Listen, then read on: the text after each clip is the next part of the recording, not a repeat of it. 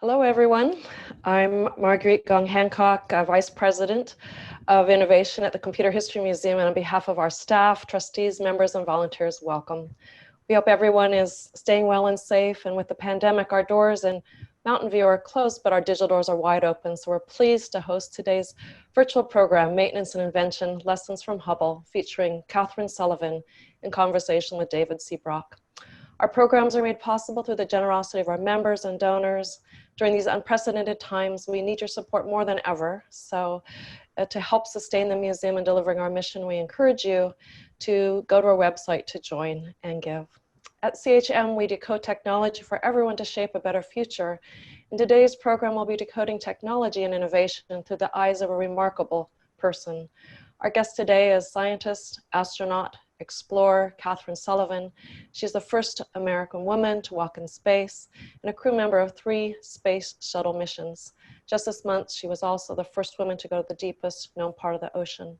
She was deeply involved with the Hubble Telescope, which revolutionized our understanding of the universe. So in today's conversation with CHM's David Brock, Kathy will explore the lessons that her experiences with the Hubble Space Telescope taught her about the importance of invention, maintenance, and leadership. What are those lessons from this previously untold story of Hubble? How do they apply more broadly? And how did these lessons shape Sullivan's career after NASA as chief scientist and then the leader of NOAA, the National Oceanic and Atmospheric Administration? And how does her most recent adventure, going to the deepest known spot of Earth, reflect on the importance of maintenance and invention? As is tradition here at CHM, I'll introduce our speakers with 5 numbers. Kathryn Sullivan, 15,000 objects orbiting the Earth, 8 million tons of plastic going into the ocean each year, 751 numbers of laps or orbits she's done around the planet, 16 the number of sunrises and sunsets astronauts see in every Earth day, 626 kilometers vertically between the highest and the lowest that she's been. Kathryn, we're so thrilled to feature you today. Thank you. David Brock, our moderator. David C. Brock is our historian of technology and a curator and director of the Software History Center at CHM. Most recently, he's the co-author of the biography of Intel co-founder Gordon Moore, and it's titled Moore's Law, The Life of Gordon Moore, Silicon Valley's Quiet Revolutionary. David, thank you so much for serving as moderator. Kathryn and David, we look forward to your conversation. Well, thanks so much, Marguerite, and thank you, Kathy, for joining us. I'd like to remind everybody watching live that you can ask questions using the Q&A feature, and I'll pose as many of those questions as I can to Kathy toward the end of our program. I'd like to begin our discussion today with a conversation about the path, Kathy, that led you to becoming an astronaut, as Marguerite mentioned, the first US woman to walk in space, and your deep involvement with the Hubble Space Telescope. Could you tell us about the development of your interest in science and how you came to geology and to oceanography? Sure, glad to be with you, David, and delighted to take part in this webinar. I'm the second of 2 children born to an aerospace engineer and a stay-at-home mom back in the early 1950s.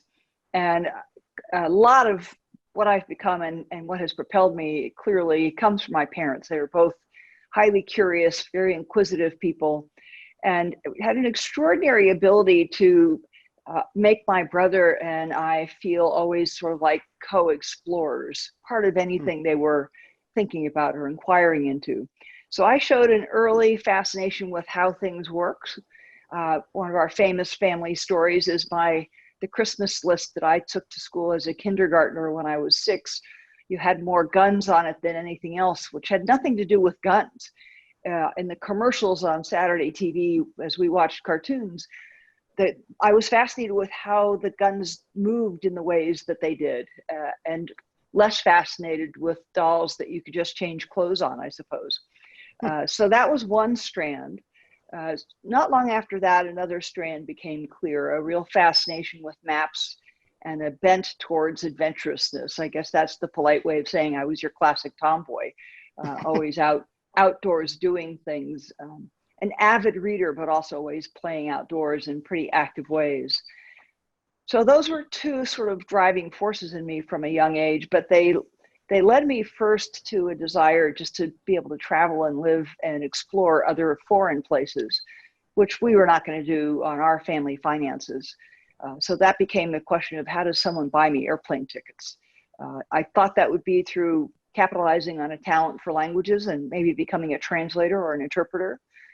But when my university forced me to take 3 science classes, I saw in the lives of 2 of my professors just exactly the kind of exploratory, inquisitive, adventurous life that I'd seen Jacques Cousteau live, that I had seen the early astronauts live. And so I changed majors then and became an oceanographer with an emphasis on the geology of the deep sea floor. And would you mind talking a little bit more about what you were reading as an avid reader? I'd just be curious to know the range of things that you were reading as a young person, and if any particular works stand out as inspirational or formative for you. Yeah, I was really a wide-ranging and voracious reader. So I read all the classic series of books that one read as a kid back then. But I guess interestingly, I read like both all of the Nancy Drew mysteries, which was the series little girls are supposed to read, but I also read all of the Tom Hardy books, which are the little books that boys are supposed to read. A couple of books do stand out, actually. Can't remember quite when I read the first one, but it was a biography, I'm sure oriented to young readers, about the young Teddy Roosevelt, who later became president. But what fascinated me about that book was the description of his early life. I mean, well-to-do family with a large property, but they had a huge array of animals that lived on their property. And I was growing up in suburban Southern California in a very nice setting, but we didn't have, a large property to go exploring and wandering in the woods on. And I certainly didn't have that kind of menagerie to learn about and entertain myself with. The other one that I read, I think something around 6th or 7th grade, was James Michener's Caravans. And I've read it again since then as an adult, and countless aspects of the storyline went right over my head at the time. But it's the story of a young British Foreign Service officer in Afghanistan, many years ago, probably in the 40s. And so it's got all of the drama of exotic land and exotic people, and sort of some daring, the kind of daring do that diplomats would now and then get involved in. And so again, new place, exotic people, immersed in a place, not just visiting, and all of the drama and adventure that's recounted there. That really stuck with me. To turn then to oceanography, as you discovered it in your undergraduate days, and seeing a kind of life of exploration and travel in the lives of your professors. Could you talk about what in particular about oceanography, beyond the kind of lifestyle, grabbed you just as a topic about understanding the oceans and their place, I guess, in the whole Earth system? Yeah, I think it kind of came back to that early curiosity about how do things work. And at the beginning, my range of interest was all over the map. I mean, the deep sea volcanoes, what are they like? How do they come about? What, if you could peel the water away, what would they look like? The marvel and mystery of so many different sea creatures. But I remember in particular being fascinated by the absolutely gorgeous, elegant sculpture of plankton, small, diatoms and other tiny life forms they're all around us. They make up some of the debris on our beaches, but we never think about them. We never see them unless you take some beach sand and put it under a microscope. And that actually was one of the really key points, sort of revelatory points, I think, in my experience. The first time I actually looked at a small sample of beach sand under a binocular microscope and discovered, it's made of different minerals. It's made of these elegantly sculpted grains of quartz. It's made of these leftover bits of different critters. It was sort of a universe, as the saying famously goes, the universe in a grain of sand. This was a universe I'd, always loved, the ocean and the beach, but a universe that had never revealed itself to me in that way. until I saw this microscopic view of a absolutely mundane little thimbleful of beach sand. And then it was like, oh my goodness, what other mysteries are out there in the ocean to discover and understand? And that was it, I was hooked. Well, it seems that you know, that you being hooked, you know, you continued your studies, engaging in graduate studies in oceanography. And in the context of that, you actually began to take research voyages at sea to conduct some of the research that was involved for your PhD work. Could you describe some of that research at sea that was involved in your work? Yeah, the first chance to go out to sea on a research vessel during my senior year, actually, I kind of absconded from all my classes for a quarter, basically. That was off the coast of Southern California for the U.S. Geological Survey, doing pretty basic seafloor mapping, but in particular, looking at the geology of the fault zones. The fault zones, you know, onshore in California, like the San Andreas, you know, that kind of faulted terrain continues underwater.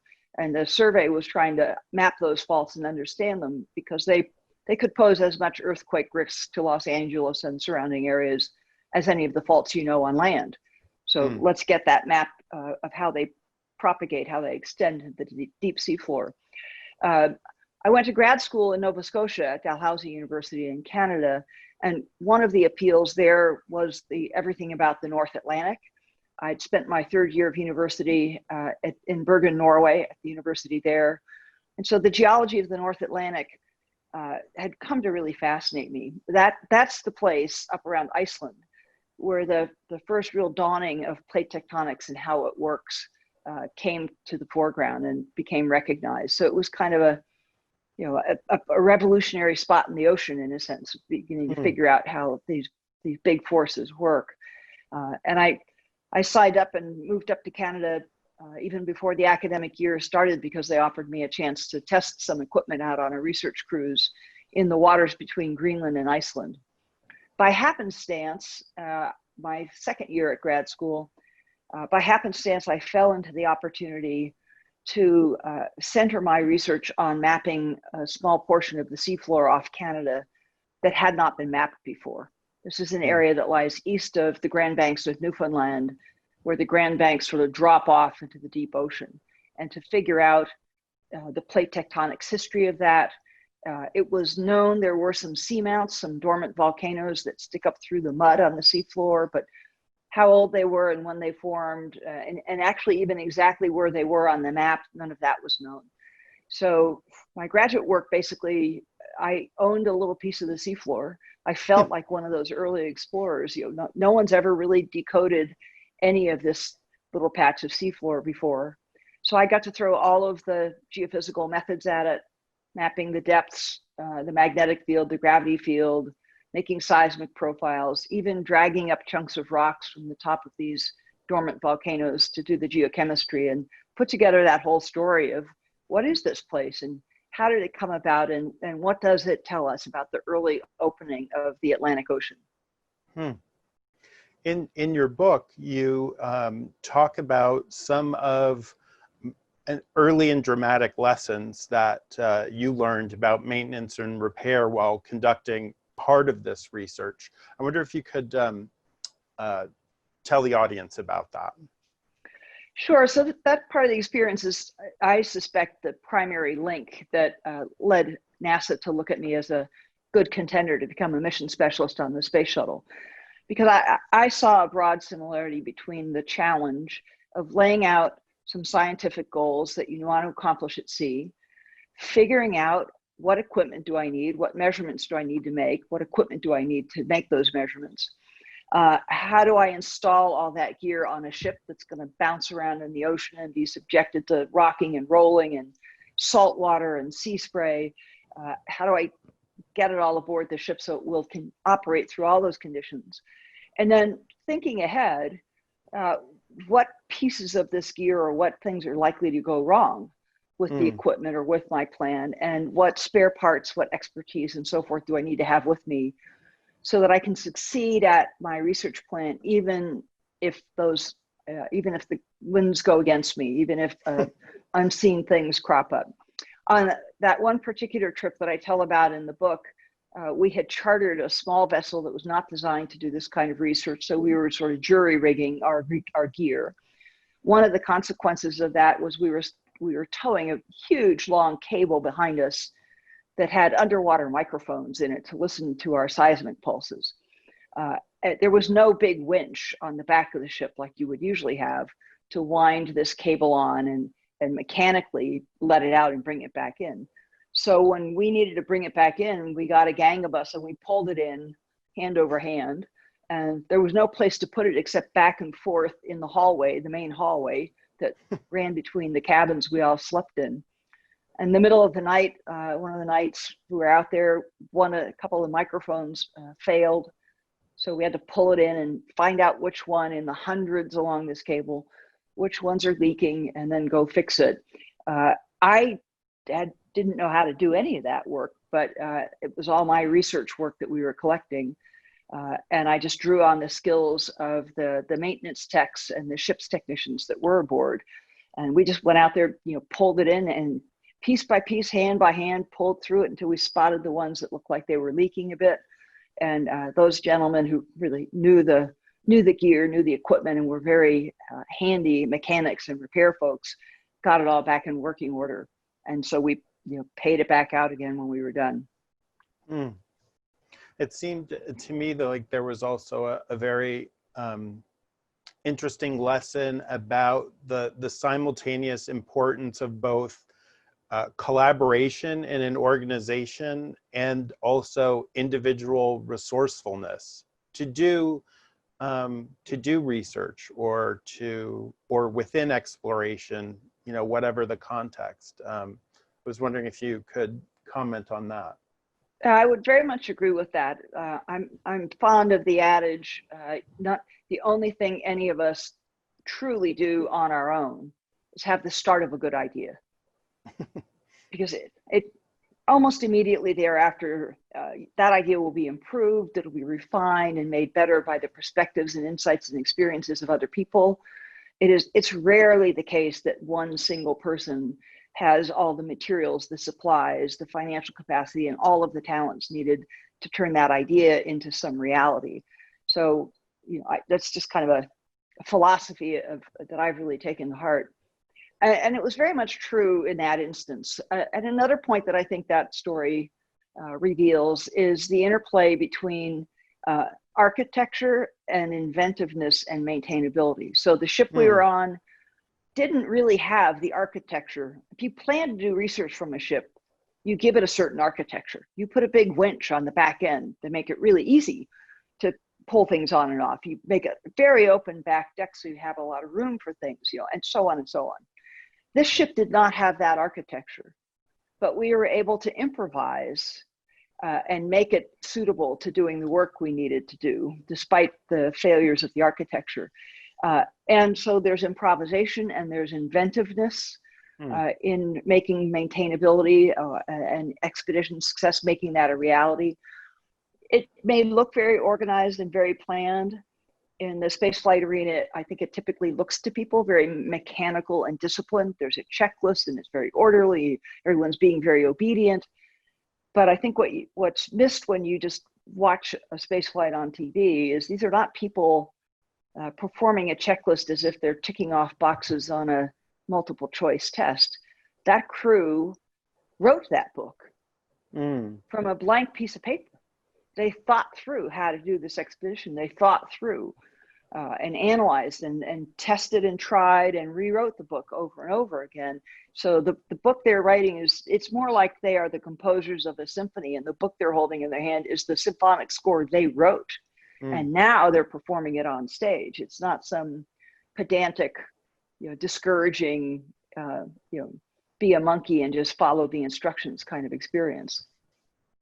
Yeah, that very much comes through in the book about just the sort of exquisite care and planning that's involved with almost an unimaginable number of details and factors, and the sort of iterative, very creative work to do things like develop a tool or find the right connector. It very much comes through in your book, that message. Yeah. Well, and you drive to that level of detail when the stakes are high and the value proposition is high. So in the case of Hubble, there's a national investment of billions of dollars in an instrument that's going to serve hundreds of scientists for a decade and a half. And it falls down to the few 5 days, 2 days in particular on our mission to make sure that all gets off to a good start. So when so much trust and so much of such significance is put in your hands, you know, that becomes the incentive and the driver to really think through as many things as you can so that we can work around, we can overcome, we can solve, we can still get it done because of the payback and the value that this represents to so many other people and to the country. Well, to take you back to the North Atlantic, it seems like, you know, you're well on your way to really understanding this part of the ocean.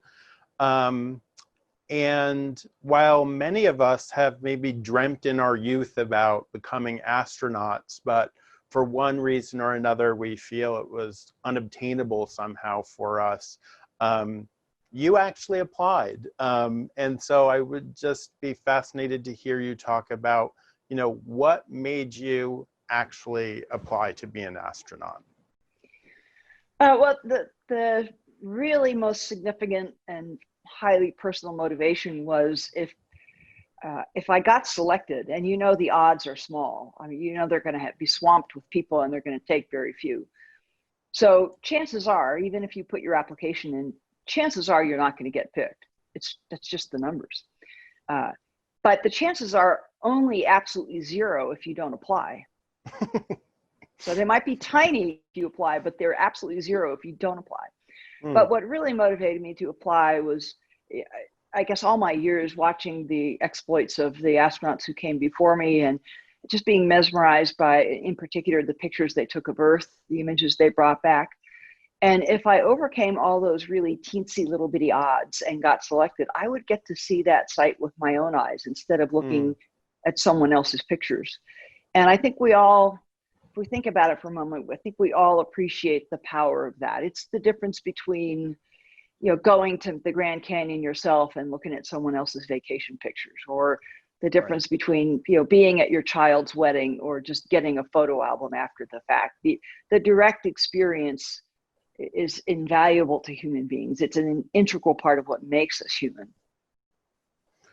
Well, could you then tell us a little bit about your first trip to space, your first mission, and what about that experience in its totality was really the most meaningful for you? Oh, yeah. There are a couple of things that we all put a premium on as rookie astronauts waiting our turn to go fly. We're all eager to fly soon. We're all eager to have, you know, longer flights than shorter flights. This is the very early days of the shuttle program. So a long flight was 7 days back then. Depending on the mission, some shuttle flights, the orbit plane was inclined to the equator, just 28.5 degrees. If you look at a map of the Earth and see what lies between 28.5 degrees north and south latitude, it's mainly ocean. So higher inclination would let you see more of the Earth below you. So high inclination was favored. And for mission specialists like I was, the scientists and engineers aboard, the super coveted cool thing to get to do was a spacewalk. And so my first flight, I get a 7-day flight at high inclination and a spacewalk. So that was like the trifecta for a rookie astronaut. And I mean, my very first glimpse of Earth from space came like 2 seconds after our engines cut off at 8.5 minutes into the flight. And we were now up over the North Atlantic, just about over England. And it was such a stunning view, sort of the arc of the Earth and the blue of the ocean and the white clouds. I mean, without thinking about it and without any ability to stop myself, I said, wow, look at that. And that was like sort of exactly the wrong moment, way too early to start getting entranced by the view out the window, because we still had some pretty important things to do in our checklist. So 8.5 minutes into my first flight, I was getting some demerits from my commander. No, not yet, not yet. Yeah. And other astronauts have described that view, that overlook effect, I think some people refer to it as very much, paradigm changing for how they have looked at things thereafter. It sounds like there was a bit of that in your experience as well. I think there certainly was some of that for me. It may be slightly different for me because I had this lifelong fascination with and study of maps and geography. So what it felt more like to me was a whole raft of sort of disconnected insights and bits of knowledge that I had amassed over the years suddenly crystallized into a clearer framework. I saw a context that unified it all, that just doesn't come through so clearly when you're collecting information piece by piece. But one of the guys on my first flight, a crewmate named Dave Liesma, he and I flew together on my third flight, and he's one of my data points for how transformative that experience is. As we were training for our first flight, he's a Navy fighter pilot engineer kind of guy, and he's had a big assignment on the flight. And our first training flow, he really wanted as little as possible of the geography or meteorology or Earth observing training. So much else to do in the engineering realm. So he would duck out of that as quickly as he could. On our third flight, that was our third flight each, there were several rookies aboard, and Dave was now the evangelist for Earth observation training. And his advice to all the rookies was, you really want to double down on all this training. You're really going to want to know what's going on.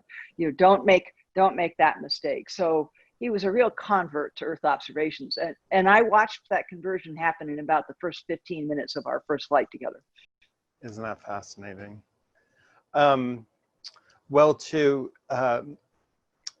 shift gears a little bit, your experiences with the whole Hubble Space Telescope program were so important and meaningful to you that you wrote an entire book about them. As we mentioned, Handprints on Hubble, an Astronaut's Story of Invention, that was published by the MIT Press recently in 2019.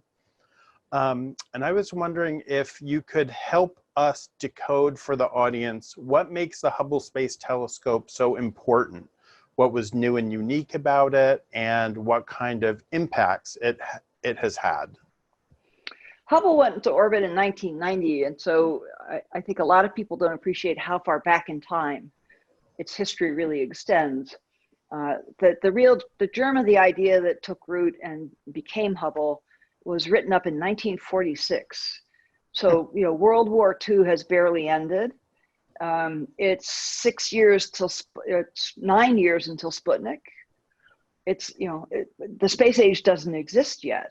And yet an astronomer named Lyman Spitzer described the potential of a telescope, a large telescope, a large mirror, so it could really see dim stars and see very far away, and above the atmosphere. So it's not blocked by clouds. Its view is not disturbed by turbulence in the atmosphere.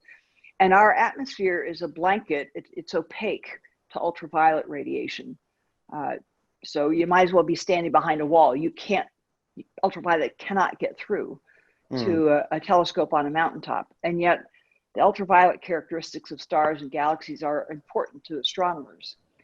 So the idea emerges in 1946. The space age has to get started, which happens, of course, in 57 with Sputnik.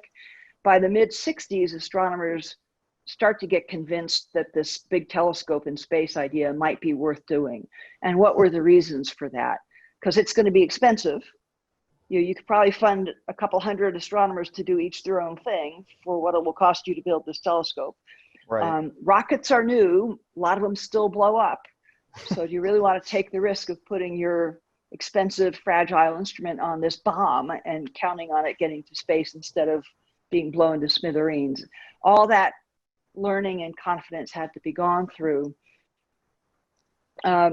What really turned the corner on this idea was stop thinking about Hubble as a telescope like one person's going to use, and rethink it in the same way that you think about an observatory on a mountaintop. So an observatory on a mountaintop, you build some infrastructure, you put a mirror and a truss there and a dome over it, and many astronomers over many decades use that telescope. You can swap the instruments out, you can fix something, you keep it going. You keep the instrument itself going. If your electronics technology improves, you can strip out the old stuff and put new electronics in. You can put in new instruments, and so on and so forth. And that became the concept for Hubble. It's going to be an observatory. It will serve multiple users. You'll be able to swap instruments out. You'll be able to keep its core technology abreast of technological advance, so you won't get a technology lock-in. And in 5 years, you'll have an ancient telescope that's hardly worth using anymore. Got to prevent that from happening and be able to change the instruments. So multi-user, multiple investigations, multiple lines of inquiry, and staying abreast of technology, all by dint of being able to maintain it in orbit and replace things in orbit. So from a scientific point of view, the clarity of seeing, the size of the mirror, the access to the ultraviolet were really big scientific drivers. And then the promise that we really will be able to keep this going for a long time. So the scientific return will be worth the investment. In listening to you describe it that way, it almost sounds as if it is a shift between thinking of it as a tool to infrastructure, which can support research, for a long period. Does that resonate? I think it does. And in the science policy arena and planning arena, you distinguish between an instrument and a facility. So the precursor astronomical satellites to Hubble were instruments. They were, an investigator, their instrument on a small package, and when it crashed or ran out or after a certain period of time, that was done. Next guy in line. Right. New instrument, new satellite. That was really expensive. The expense of doing it that way drove some of the development of modularity in early spacecraft design, early scientific spacecraft design. And that modular philosophy bled over to a degree into Hubble, although modularity of design was also known for military systems. This idea did not come about in civilian astronomy satellites. Right. Well, you really cover so well in your book this very inventive aspect of the Hubble Space Telescope was its design from the outset, as you were just saying, for maintenance, repair, and upgrade. We have an image, a painting, I think, of the Hubble that shows this design that I think we're showing to our audience now. Could you talk about your opinion on how important this design for maintenance and upgrade was to the overall success of Hubble? Yeah, it's crucial to the success that Hubble has enjoyed. The promise, the engineering promise when Hubble was being built was that it would last for 15 years. It just celebrated its 30th anniversary in orbit, and it's still going strong. And not only is it still going strong, but I reckon it's probably 1,000 times better instrument today than it was when we put it there.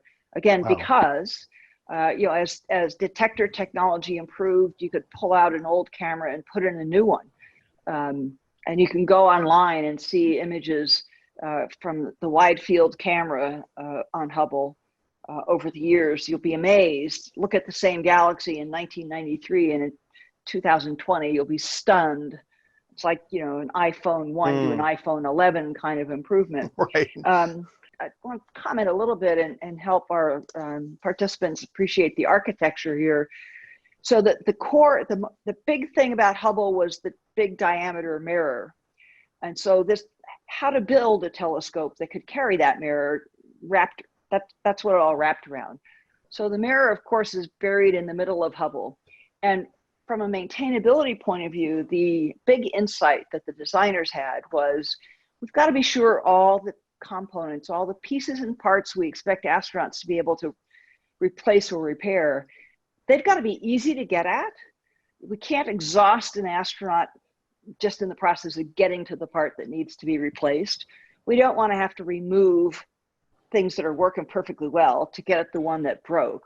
So these kind of pretty fundamental engineering insights, anyone who ever worked on a car kind of knows this. But what that led to was this architecture you see here, and you see what look like a bunch of kitchen cabinets around the lower end of the telescope here, most of them shown with their doors open.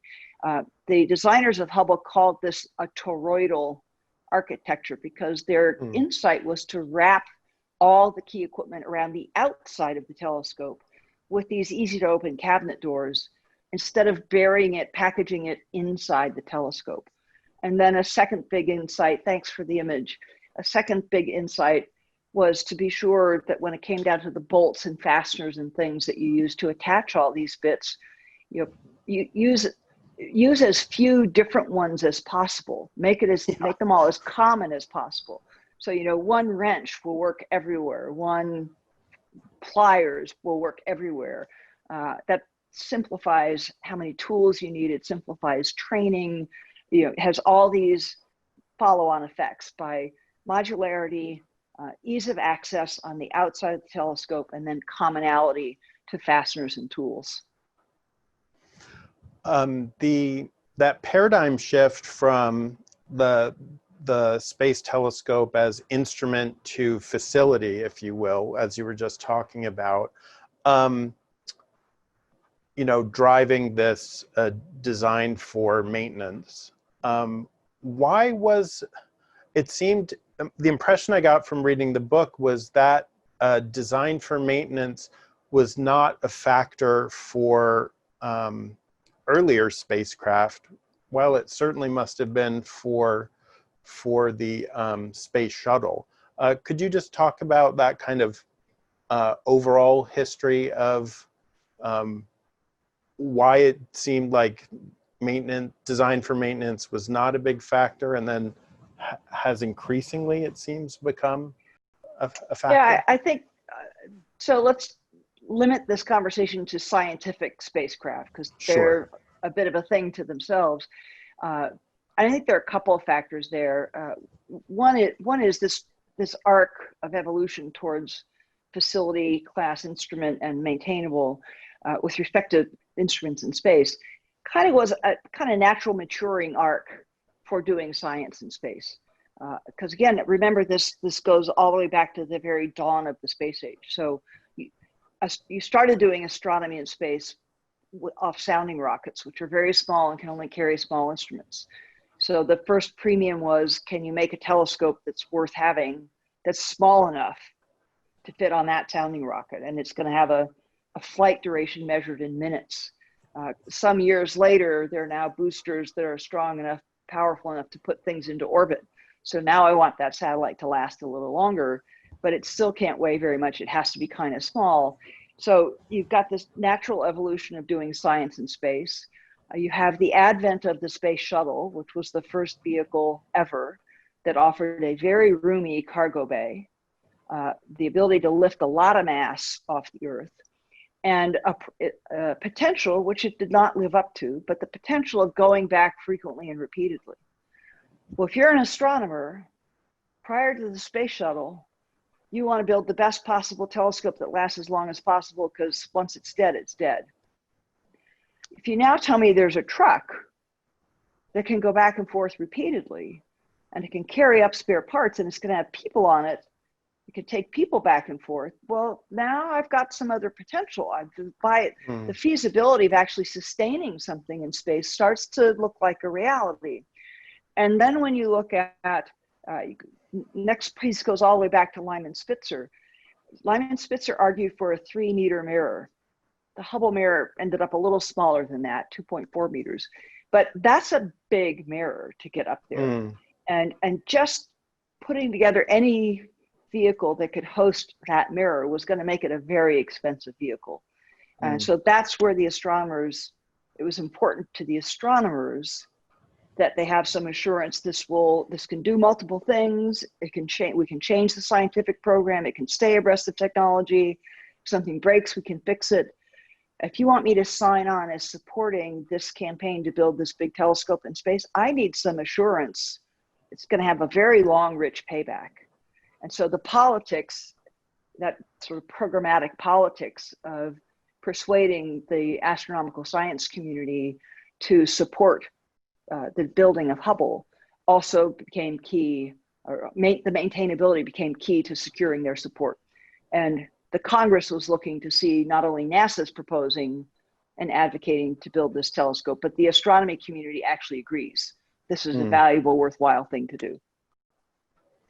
I think one of the most, well, a very dramatic incident in that you recount in your book is the problem with the telescope's mirror when it was initially deployed, and how its repair went kind of beyond what had been envisioned for the maintenance with the maintainability of the telescope, but nevertheless seemed to me to, if it hadn't been designed for maintenance and repair, the fix to that primary mirror couldn't really have happened. I wonder if you could walk the audience through that sort of most dramatic of incidents. Yeah, so 2.4 meter diameter mirror, that's about 8 feet. And of course, it needs to have a very precise concave shape to it.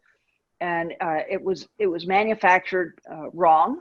It's slightly too flat at the outer edge. And when I say slight, I mean, pluck a piece of hair out of your head and it's like a 20th of that strand of hair, tiny, but enough to really wreck the optical astronomy.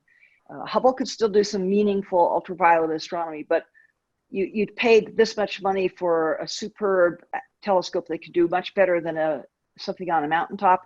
And the problem with the mirror meant that advantage was gone. The insight became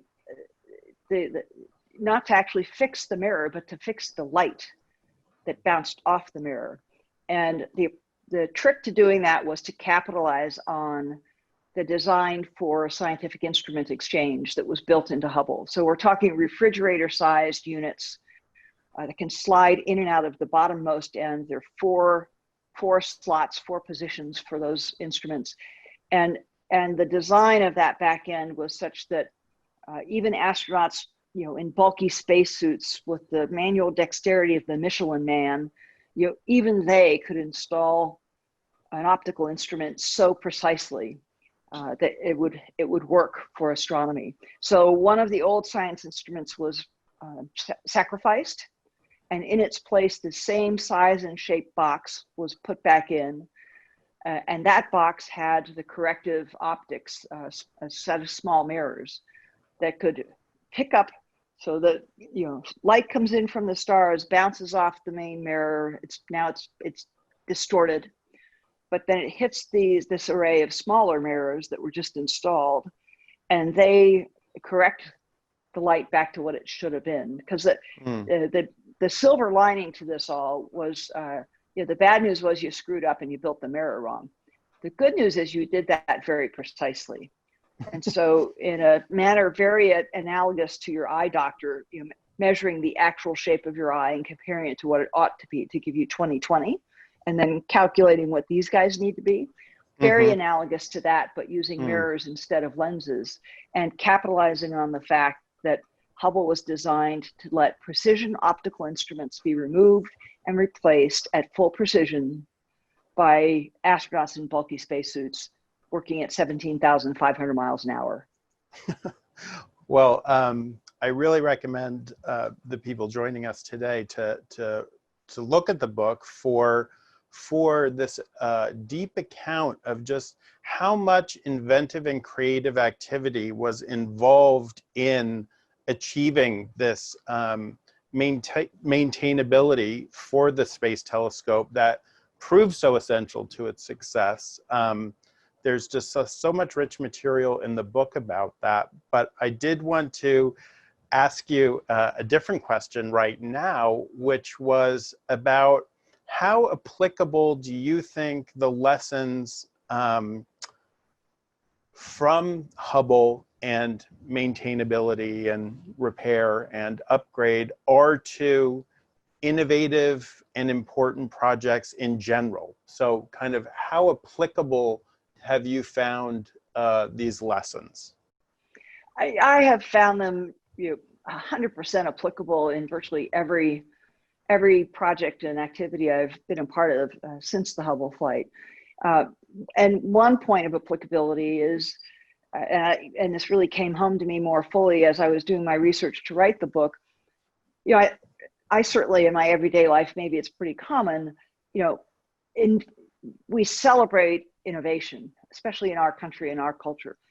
We almost fetishize innovation. Did you innovate? Did you do something new? Is it creative? And so that has become, I think, without thinking about it, we tend to connect everything having to do with creativity to innovation and inventiveness. And, maintenance is the tacky stuff you have to do that isn't any fun. And it's kind of the drudge part, it's sort of fix the leaky faucet kind of idea. And so we've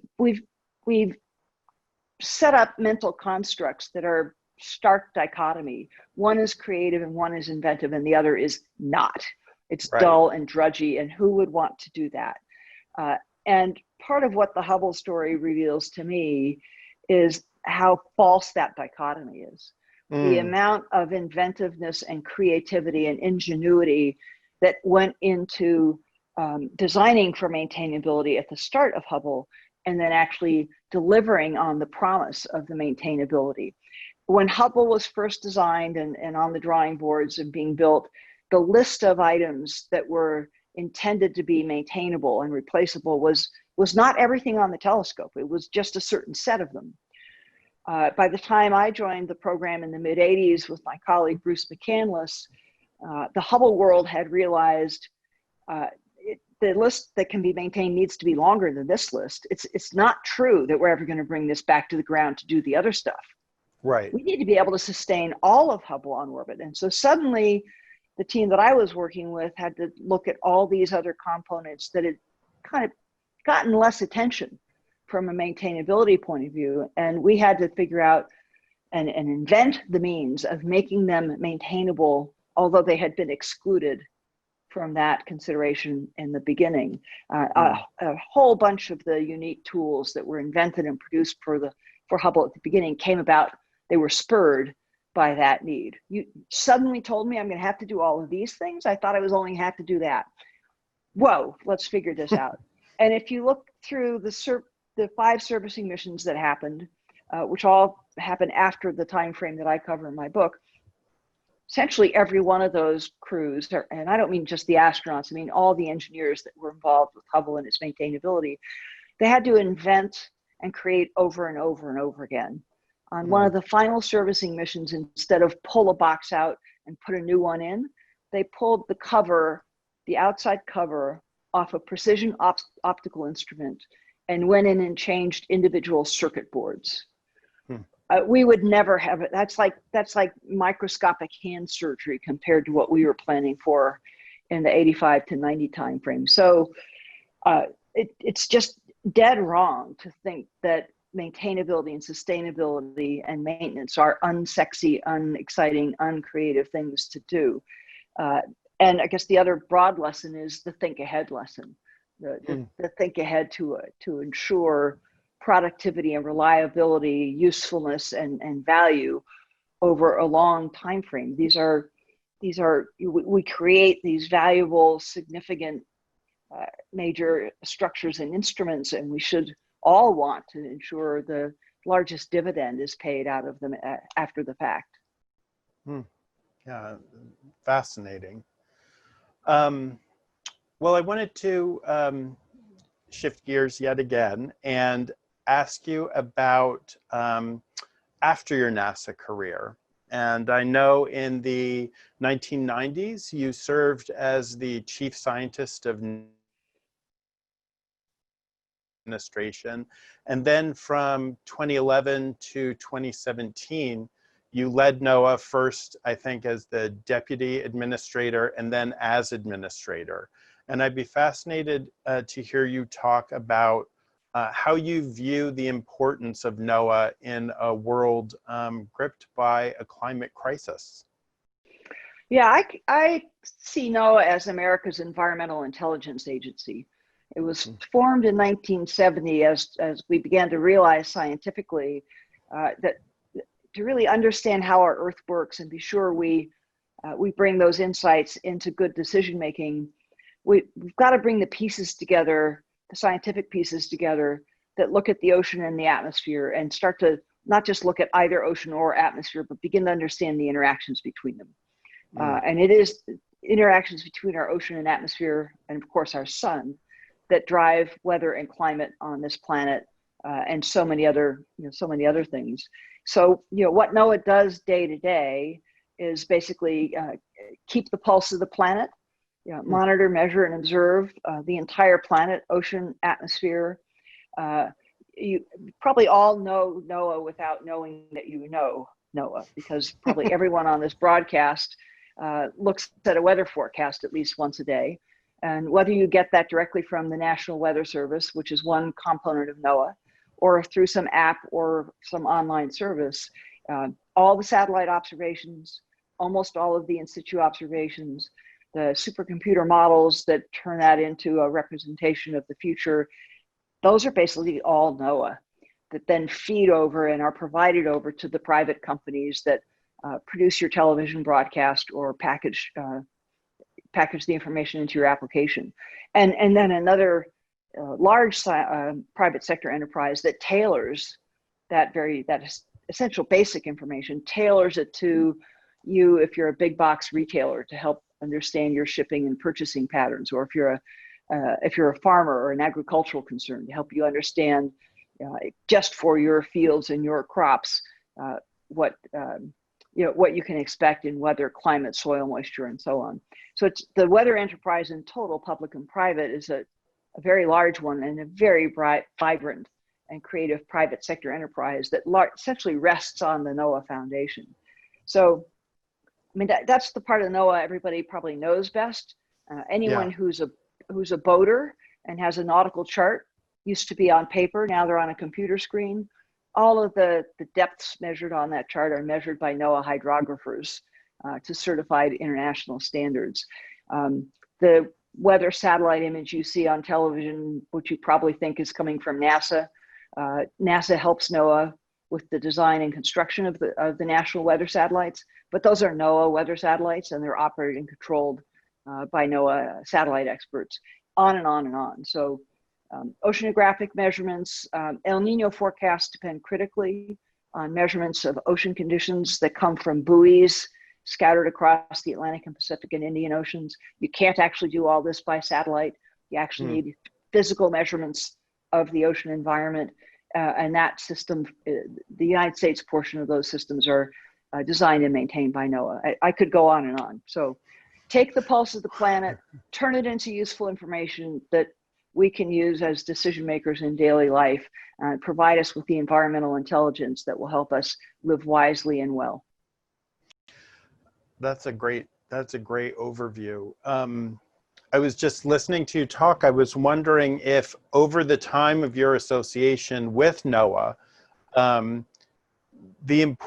while not everything can be done from a satellite, has the importance of space services or the information generated by satellites, has that become increasingly important to NOAA's work, or has it been static? What is your impression of that?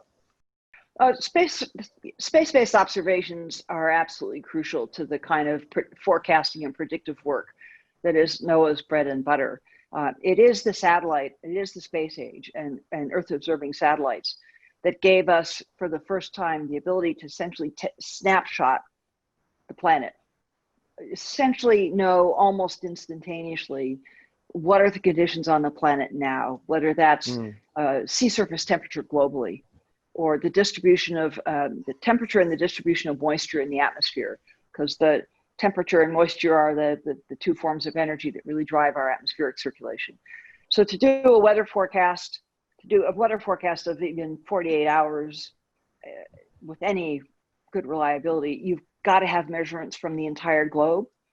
They need to be as close to time synchronous as possible, low latency, and then meshed together onto a global mesh and then calculated forward to make a prediction. And if you want your forecast to have some usefulness at the 7 to 10 day time frame, you have got to be factoring in ocean measurements and ocean observations. But it's really important to remember satellites provide that powerful integrating perspective of the global view. But satellite measurements really only tell us about the skin of the Earth. And to get at the nature of the atmosphere, it's not quite true with respect to the atmosphere, because we can make profile measurements through the atmosphere from satellite, but we cannot do that in the ocean. You actually have to have in situ measurements.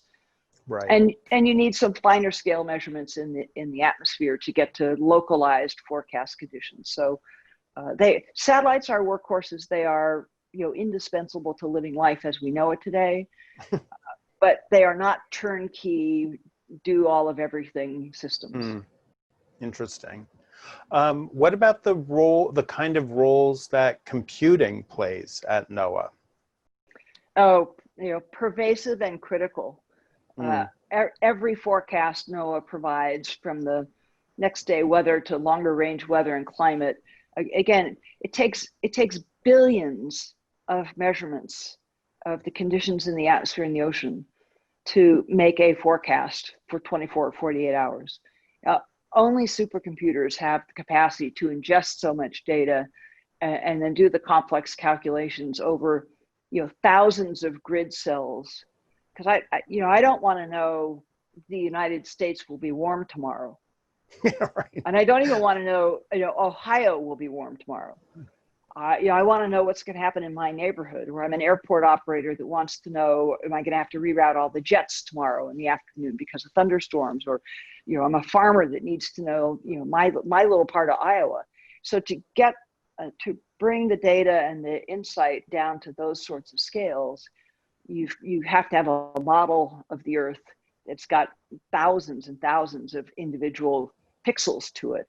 And you have to do the computation for all of those pixels, for all of the time intervals out to however many days. So, and again, I'm just using the weather example as one illustration, but computing ocean models, modern day ability to map, take a ship out to sea, make new depth measurements and get those new measurements onto a map right away. All of that is critically linked to high performance computing. And then NOAA itself is it's a pretty large agency. It's altogether about 20,000 people, a combination of federal employees and contractors at locations all around the globe, because the business is global, the measurements are global. And just to keep that human enterprise working well and functioning together requires very sophisticated enterprise computing. And then finally, NOAA collects and processes about 20 terabytes of data per day. So the capture, storage, management, and then serving up again for other uses of all those data take another vast computing infrastructure. That is fascinating. Well, in preparing for our discussion today, I was really interested to see that from 1996 to around 2006, I believe, you led a major science center in Ohio. And then I think it was in 2017, you were the Lindbergh Chair at the Smithsonian National Air and Space Museum, where you worked on the book we've been talking about today. And so I'd be fascinated to hear your thoughts about why museums are important for our world today. I have always loved science museums, in particular the interactive hands-on museums like COSI, the one that I ran here in Ohio. And for a couple of reasons. They just exude creativity. I mean, the essence of a place like COSI and the Computer History Museum is, how do I bring you into an experience? How do I not just show you something and let you read it, but how do I offer you an experience that connects you personally in an engaged and active way? With something that maybe is not common to your experience, maybe even feels very alien to you, maybe feels kind of intimidating to you. So I see museums as powerful and significant access points. It's accents. For me, it's access, engagement, and understanding. That might be of nature or of technology or of societal history or natural history, any of those things. But the really rich learning experiences are engaging. They are experiential. They go beyond just read or just hear to some thinking, processing, and re-expressing of that stimulus I just got. That loop of a stimulus and input, some reforming of it, some thinking of it, some re-expressing of it. That loop is really the essence of the natural learning process for human beings. You see that in infants, and it doesn't that DNA of learning does not change as we age. We just do it in different ways. So to provide richer experiences, to provide experiences that geographically or financially or technologically are beyond an audience's day-to-day experience. Right. Let you be somewhere, do something, experience something beyond your sphere. I love museums for all of those reasons.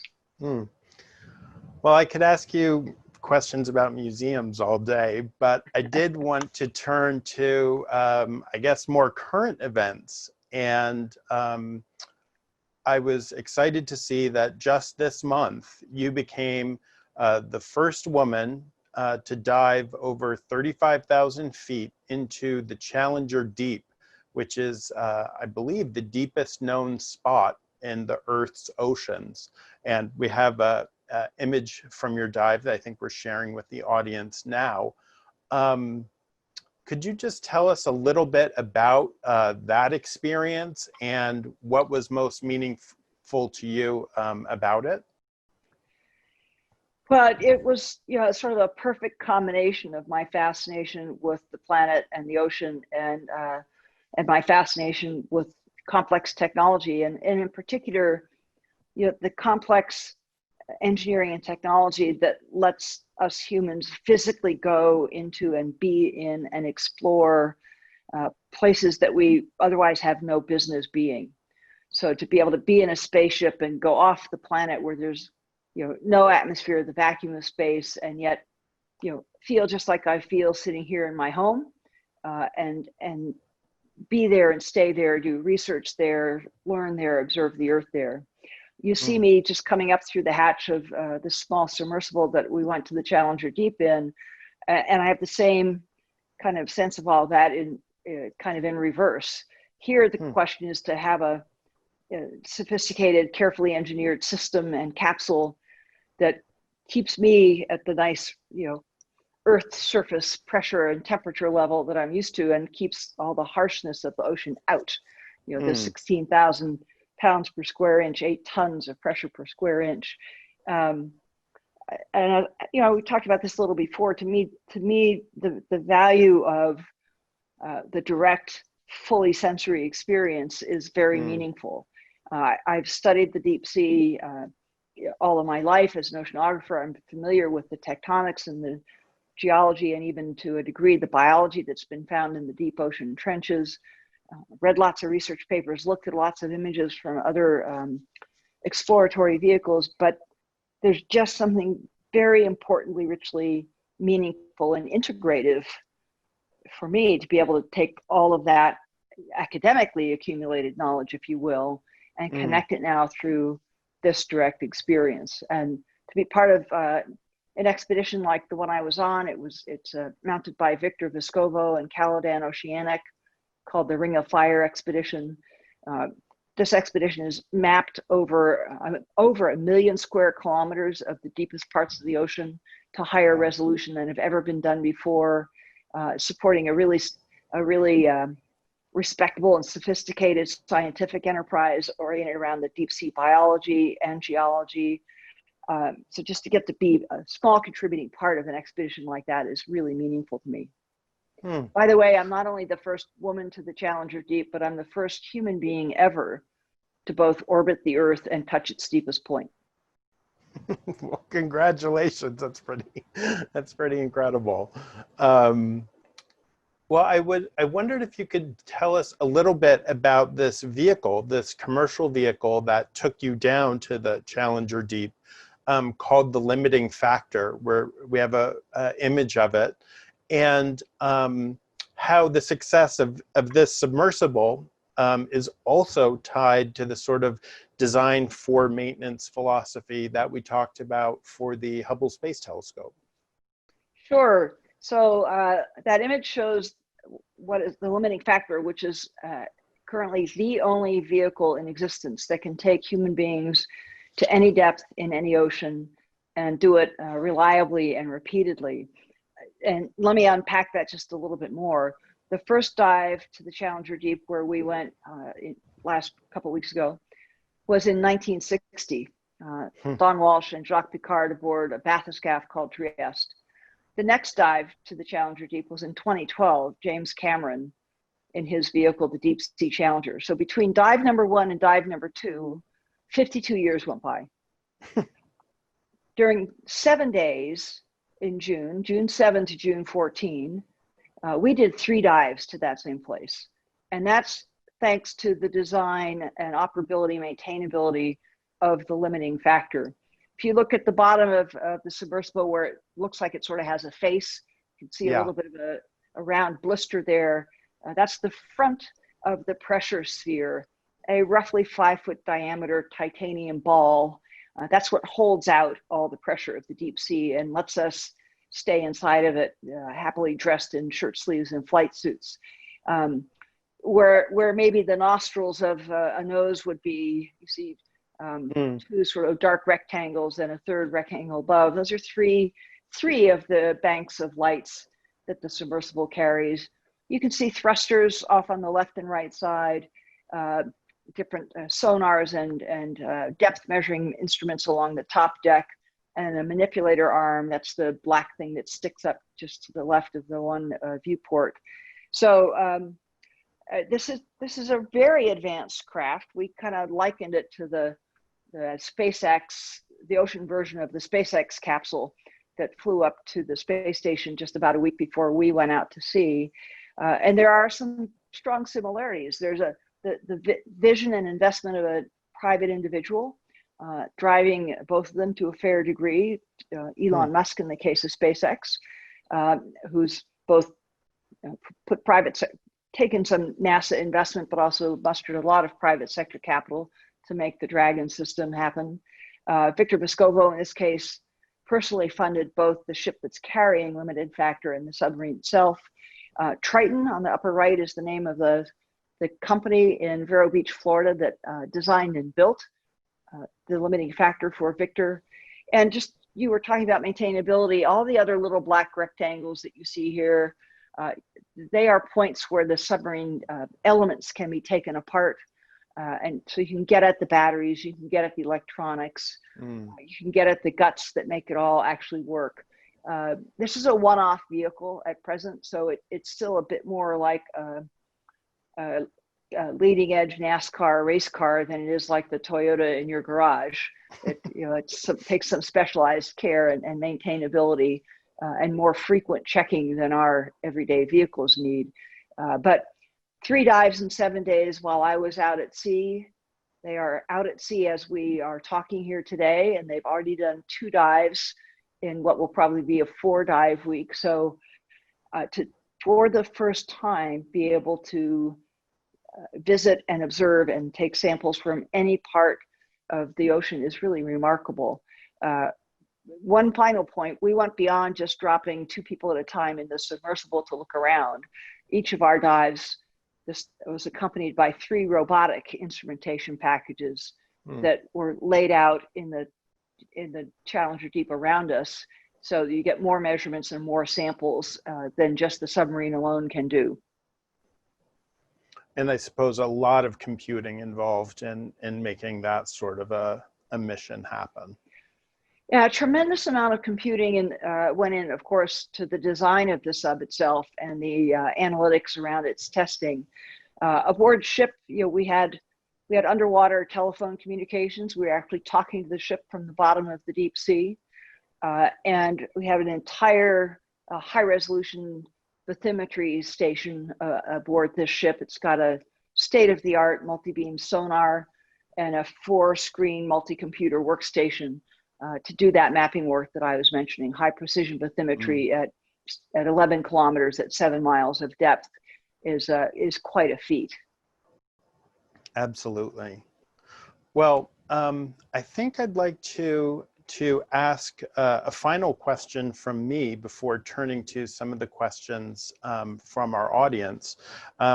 My final, I guess, request in a way would be ask you to speak to what lesson that you think that your life's experience hold for the importance of diversity and equity and inclusion.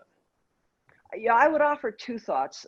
One is I am of an age that when I started into geology and wanted to go out into field camps and then out on research ships on oceanographic expeditions, that was still pretty rare, and some quarters not entirely welcome, and always sometimes met with a bit of discomfort. I'm fortunate I was really never encountered really sort of viciously aggressive, abusive behavior. But I guess what I'm driving at is my own experience being a bit odd and a bit new in communities that were happy and comfortable and had settled ways of doing business and of behaving together gives me some little slivers of insight for the kind of challenges involved in increasing the diversity and inclusiveness of all of our enterprises and all of our workforces. And both sort of the discomfort of being someone who's already in the group, who's chafing at or trying to figure out the disturbances of the new people, and being the new person with all those, how come I don't quite fit? Am I really accepted? All of those kind of bits. I don't mean to claim any greater experience in that regard than I have had, but I've had tastes of it at any rate. So, and that's, I hope, that's given me insights that I hope I'm using well in terms of leading organizations I've been able to lead and advising and being on boards of other organizations to be alert to those kinds of things that the predominant group, maybe in all innocence, is not attuned to, or not aware of, or not thinking to probe. So I hope I'm making good use of those. But my bottom line would be, you don't need to look very far, and you hardly even need data to tell you that we are all collectively still doing far too poor a job of really engaging and including, fully, richly including all of the talents and capabilities and perspectives that we have in the human population around us. And by my own experience, I'm completely convinced that is net largely to our detriment. It is certainly unfair to those who are kept at a disadvantage or kept at a discount.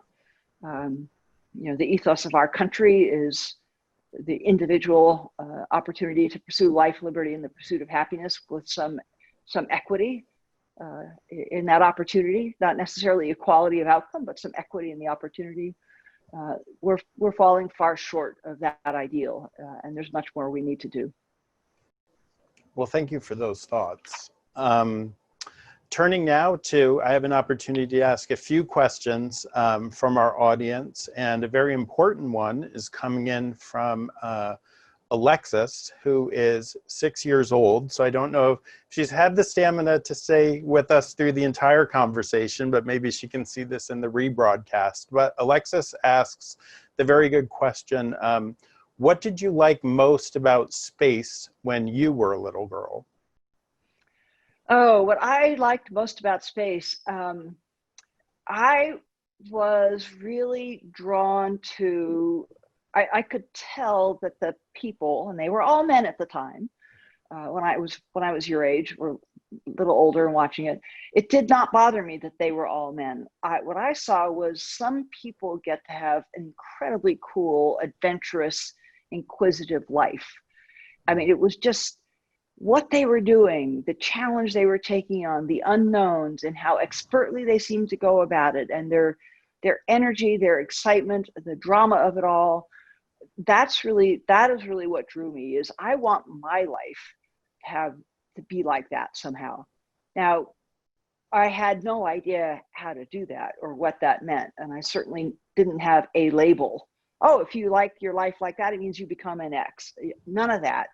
So this sort of general impulse to find that kind of adventure and inquiry, that was my steering current, and I just had to, take new experiences and sort of examine and test and see and sense whether that was a road that might give me the lifestyle. It's not lifestyle, it's vibrancy of life that I was looking for. So I'm living proof that you not only don't need to know what you want to do, you don't need to have a title in mind, and you don't need to have a plan.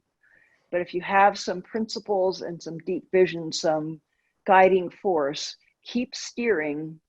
just keep steering to that. And as you have each milestone, each decision, check back with those things and see if you're moving in the direction that you hope to be moving in. And if not, regroup, course correct, and take another go. Well, thanks.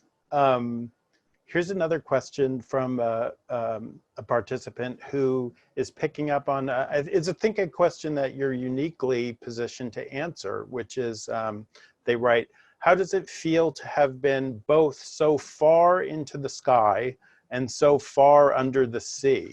And the question is, do they feel similar? They do feel similar to me. And then the commonality is this experience of being inside. I always tend to use the phrase being inside a magic capsule. There's no magic at all about it. It's science and engineering done expertly and exquisitely.